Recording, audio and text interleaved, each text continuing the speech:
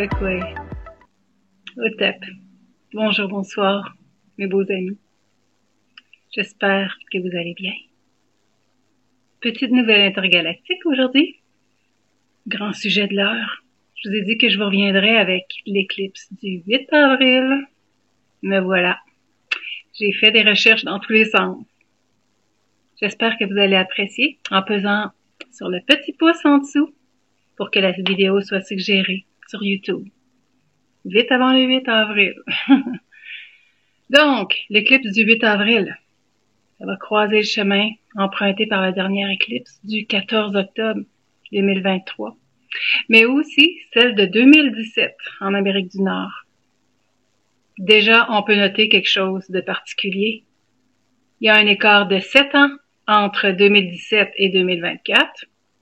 Et si on compte le mois d'octobre, ça fera 7 mois en avril pour l'autre de 2023 à 2024. Le chiffre 7 est le chiffre parfait selon les Écritures. Et les grands mathématiciens, physiciens modernes découvrent le 7 mineur dans l'arithmétique, la géométrie, la musique et la pièce manquante, c'est dans l'astronomie et l'astrologie. Ils vont trouver. Ils sont en train de prouver qu'il n'y a pas de séparation entre la science et la spiritualité. Comme avant l'avènement des religions, qui se sont appropriés et ont utilisé le savoir de l'Atlantide pour contrôler l'humanité. Le long du chemin tracé par l'éclipse de 2017, il y avait 7 villes, 7 nommées Salem. Tiens donc, l'ancien nom de Jérusalem. Mais aussi en Amérique, c'est un endroit bien connu, Salem, dans l'histoire où les femmes autochtones très belles, intelligentes, gardiennes d'un grand savoir et gardiennes de la terre qu'ils voulaient prendre, ont été appelées sorcières et brûlées vives sur le bûcher par les fous, par des fous religieux, des fous. Pour commencer, je vais me concentrer sur l'éclipse solaire de 2017 et celle qui s'en vient. Ce fameux X, leur croisement, se fera dans la ville de Little Egypt. Ça, wow! Mon sujet de prédilection ces temps-ci. Curieux, hein? J'étais contente de continuer mes investigations de ce côté-là. On observe des patterns en lien direct avec le calendrier juif. Soit que des événements cosmiques comme celui-là, ou encore des guerres qui arrivent lors de fêtes juives. Comme justement la guerre en Israël qui a éclaté le 7 octobre dernier, clôturant la fête de Sukkot. La prochaine éclipse solaire en Amérique, le 8 avril, correspond au 1er de Nissan, exactement la date du nouvel an des arbres juifs. Parce que 2 nouvel ans. Pour les croyants, les éclipses sont toujours reliées à quelque chose de terrible. Même les natifs américains disent que ces phénomènes peuvent faire survenir la mort et la renaissance, car ils sont une lutte entre le ciel et la terre. Je vous mets un calendrier là, des fêtes juives. Vous pouvez juste regarder comme ça. Alors, Little Egypt, Petite Égypte. Maintenant, observons de plus près le point de rencontre entre l'extraordinaire éclipse du 8 avril 2024 et celle d'il y a 7 ans. Vous savez combien je fais attention aux mots pour comprendre les connaissances cachées. En les analysant un peu, on peut découvrir l'image complète de la situation. Et dans cette vidéo, je vous partage l'inspiration ou l'infusion de lumière qui entre de façon incroyable en ce moment. C'est partout si on se connecte. Les résonances de Schumann enregistrent des tempêtes géomagnétiques et des amplitudes qu'on pourrait multiplier par 3 selon certains physiciens. Égypte. Auparavant, Memphis, qui voulait dire, ou qui veut toujours dire, Memphis veut dire la maison du Dieu. Et Égypte, son étymologie est Putkapta. On précise la maison de l'esprit de Ptah. OK. Donc, c'était Memphis, la maison du Dieu. Et maintenant, on a une précision, la maison du Dieu Ptah. P-T-A-H. Ptah était un dieu Et il faut savoir que les dieux et déesses égyptiens sont des énergies. Comme Hathor est l'énergie de l'amour, la beauté, la musique, la maternité et de la joie. C'est pas vrai que les païens ont plusieurs dieux. C'est de la foutaise. Ils n'ont même pas de Dieu comme les religions entendent la notion de Dieu. Des énergies. OK? À partir de là. Ptah est le dieu de la construction. OK? Donc l'énergie de construire, de bâtir. Selon Wikipédia, ça dit de la construction, de la métallurgie et de la sculpture. Également des chantiers navals. Donc, le patron des charpentiers en général. Il est représenté comme une momie emmaillotée dans un monde souterrain et il veut sortir de cet enfer, retrouver sa liberté. Un monde souterrain ou sous-marin, on verra plus loin, il est lié depuis longtemps. Ça me fait déjà penser aux techniques et inventions, vu qu'il s'agit de bâtir, qui ont été interceptées à travers les derniers siècles, à des fins personnelles d'enrichissement, des élites qui tiraient les ficelles, qui voulaient faire de l'argent avec les technologies. Et on a choisi juste quelques-unes. Donc, Ptah est lié par la déesse Sekhmet, bien entachée. C'est sa femme. Oups.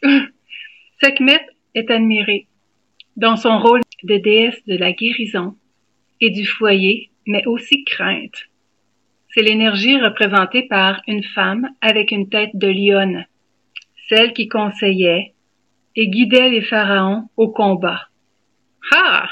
Ça vous fait pas penser au dieu Seth? J'en parle de long en large dans ma dernière vidéo. Et quel pharaon elle conseillait? Les envahisseurs déguisés en pharaons? En vrais égyptiens? Ou africains, Kemet? C'est l'énergie qui a pris le contrôle de la planète et qui est sous les projecteurs en ce moment. Donc, Sekhmet, elle a les clés. Elle peut le laisser attacher ou libérer Ptah, pauvre lui, qui est prisonnier dans cette énergie négative. Qu'est-ce qui le retient tant? La puissance sexuelle de la lionne, évidemment. Mais aussi le prestige, l'orgueil, le désir, l'importance personnelle. C'est un peu la définition de l'ego. Toutes ces choses maintiennent Ptah attaché, enchaîné. Elles sont toutes des énergies négatives. Sekhmet, dans sa main, tient un sceptre, qui est appelé Wadj. Le sceptre montré comme une grande tige d'un papyrus, plante verte semi-aquatique, en pleine floraison. Faut savoir que cette plante-là pousse dans les profondeurs de l'eau. Elle sort de l'eau et s'ouvre au soleil. Donc, Sekhmet détient les clés pour le sortir de là, vers une expansion de sa conscience. Vous voyez où va nous mener l'éclipse? C'est très puissant. Mais attention, Sekhmet va libérer Ptah, seulement sous certaines conditions. Elle a besoin d'une mort, la mort de l'énergie négative. Et la vie doit être libérée de cette mort.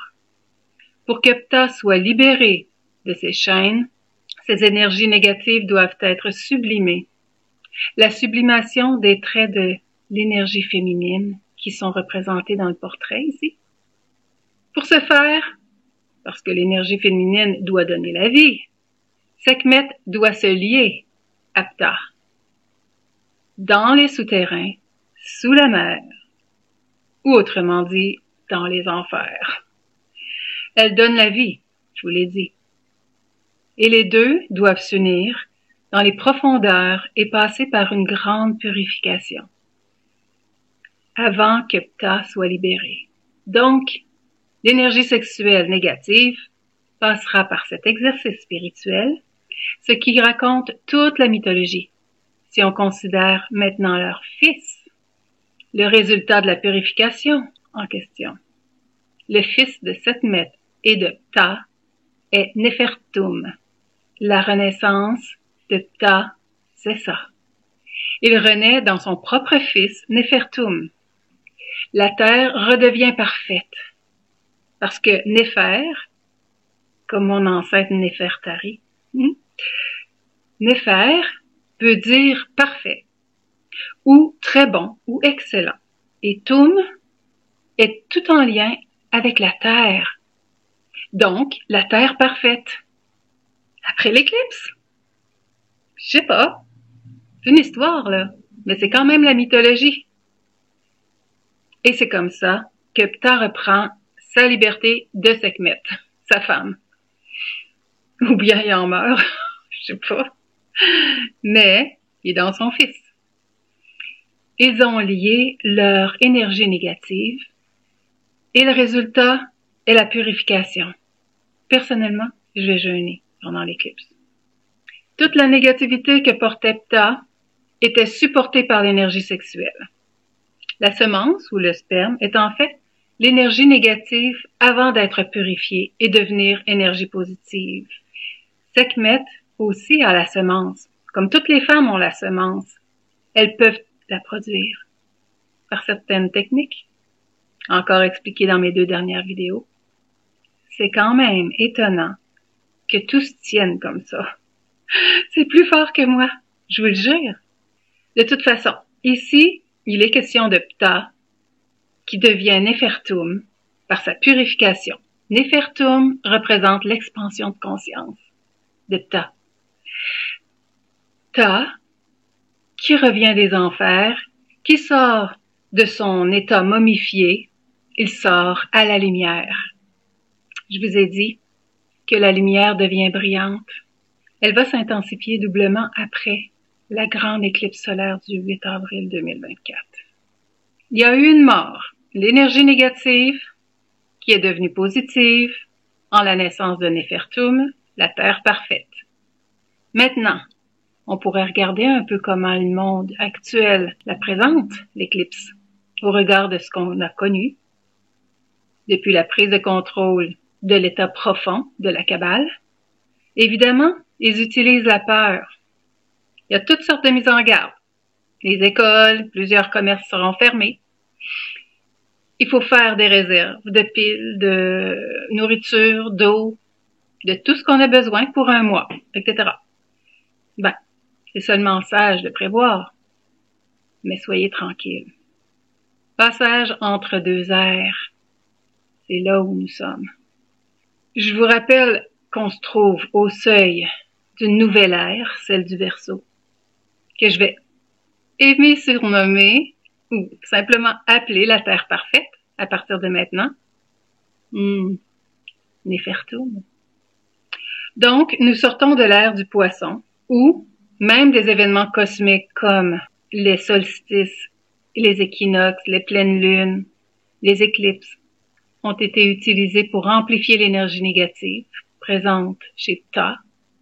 Je fais référence ici aux guerres et séismes provoqués, tremblements de terre, feux de forêt, tsunamis, ouragans, etc., avec la technologie de Tesla, avec les armes à énergie dirigée, d'où DEW. Le Dieu derrière tout ça, Satan, n'est-il pas le Dieu des orages, des tempêtes et de la guerre? Les lunes de sang maintenant. Rapidement. Voici quelques guerres provoquées. Je vous donne des exemples au moment de lune rouge, lune de sang, qu'on a diabolisé. Et je suis pas contente de ça parce que je suis née lors d'une lune de sang. Ils sont en fait des éclipses aussi, mais de la lune. Ce qui veut dire dans l'alignement soleil, terre, lune. Voici quelques dates marquantes. Les éclipses de lune de sang. En 162, après Jésus-Christ, guerre de l'Empire romain contre les Parthes. En 795, la guerre saxonne commence. En 1492, l'Espagne déclare la guerre aux Juifs. En 1948, Israël devient une nation. En 1967, la guerre de 6 jours en Israël. En 2014, le groupe terroriste ISIS est formé. Mais, si on va plus loin, en 2032, ce sera le 2000e anniversaire de la résurrection du Christ, on va dire l'énergie christique, qui revient dans l'humain renouvelé par la lumière. Des infusions qui entrent avec ces codes de guérison pour reconnecter nos brins d'ADN. Les éclipses solstices et équinoxes sont de grands moments d'élévation spirituelle. Pour qu'elles soient utilisées pour déclencher des guerres, les lunes rouges doivent bien cacher une énergie élevée. S'ils ont tant cherché à densifier avec l'énergie de la peur, comme on les connaît. Ils sont à découvert maintenant. J'espère que tous les gens le voient. Sinon, ça sera de plus en plus clair. Il y a d'autres X. J'ai pas fini avec mon exploration. Une copie parfaite du phénomène attendu le 8 avril. Comme un rappel, en Turquie, il y avait 2 éclipses solaires totales qui ont eu lieu, l'une en 1999 et l'autre en 2006. 7 ans plus tard, leur X s'est trouvé au-dessus de la ville d'Amasya, en grec ancien. La distance entre les 2 X d'un continent à l'autre est de 6000 kilomètres exactement. Pour arriver pile, 6000, c'est quelque chose? Je sais pas, il y a peut-être quelque chose là. Est-ce qu'une énergie dirigée peut aller si loin? Le doux. Aussi, ce 8 avril, il y a 6 villes du nom de Ninive, où l'ombre passe. Le même nombre ressort en ce que la région a été colonisée dès 6000 avant Jésus-Christ. Bon, là, ça m'a accroché parce que c'est 6000 aussi. Il y a peut-être quelque chose là. Elle était devenue un centre religieux important pour le culte de la déesse Ishtar. La déesse Ishtar est représentée par la statue de la liberté. Certains y voient un appel à la repentance, Ninive, parce que c'est Jacob qui est avalé par une baleine, là, parce qu'il n'était pas allé avertir la population de Ninive de se repentir. Bon. Et d'autres voient la résidence de Ishtar par les temples de son effigie, déesse de l'amour, de la fertilité. Toutes les femmes, toutes les déesses le sont, parce que c'est propre au féminin. Mais aussi déesse de la guerre, encore, l'empreinte du dieu Seth, dans notre statue de la liberté à New York. Nin, dans Ninive, c'est le préfixe de dieu et déesse tels que Ninursag, son mari ou époux, était Sulpae, un dieu mineur associé aux enfers.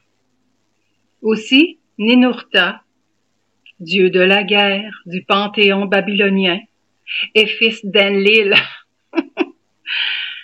le dieu souffle du vent, tempête, etc., de Nippur. Enlil, qui est une réincarnation ou la représentation de qui?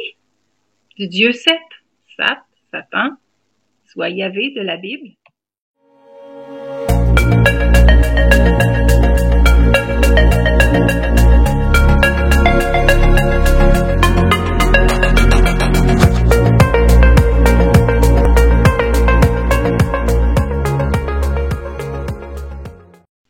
Alors, mes beaux amis, on est devant quelque chose de mystérieux. On ne sait pas trop. Qu'est-ce qui va arriver après? Pendant? Moi, je pense plutôt que ça va attendre quelques jours. D'ailleurs, en Turquie, après l'éclipse, il y a eu 7 jours. Si on compte le jour de l'éclipse, il y a eu 7 jours avant d'avoir un gros tremblement de terre en Turquie, cette année-là, 2006. Tremblement de terre ou peut-être bien que les chapeaux blancs sont déjà organisés pour intercepter puis ils vont juste rater leur shot. Ça me surprendrait pas du tout. Le dollar américain, comme l'euro, est en train de s'effondrer. Il y a un crash économique ces 6 jours-là. De toute façon, tout va reprendre sa place avec le QFS. Le QFS, c'est le système financier quantique. Moi, je suis très confiante, en tout cas. Je pense qu'on a fait le tour de ce que je suis allée chercher un petit peu ici et là. Il y a sûrement beaucoup à savoir. Et on saura encore plus après. Qu'est-ce qu'il y en est de cette éclipse mystérieuse. Alors, soyez confiants aussi.